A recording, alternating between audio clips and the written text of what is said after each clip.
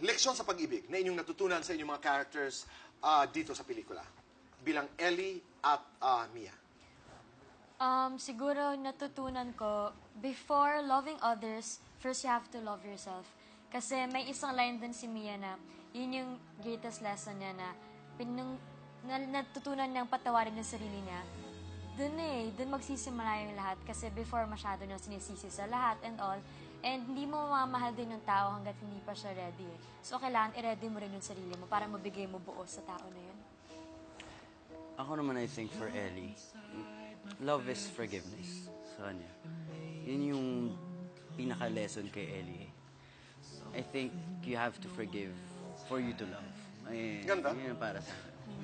You know, in the column of Manay Ethel, she wrote that for now, this may, the word is not may, this is your last project together. I mean, anong inyong reaksyon? What is the truth? Tell me. Wala pa naman pong nababanggit sa amin.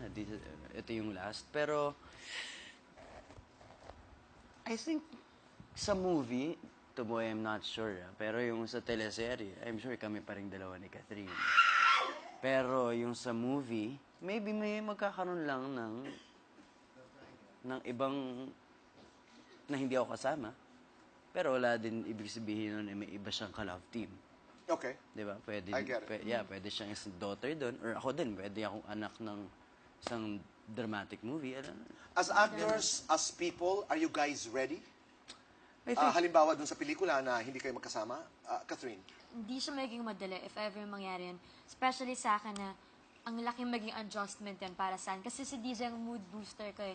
Pag sa set, parang, ko siya yung nagpapasaya sa akin. So, hindi ko alam kung paano, pero kailangan dadating sa ganung point. So, if ever mangyayari yan, siguro yung request ko lang talaga, kailangan ko ng good director also para i-guide ako kung paano yung gagawin ko. And of course, yung magandang material. Pero wala pang napapag-usapan. Wala pa so far. Can you imagine a life without DJ? Now? Now? No.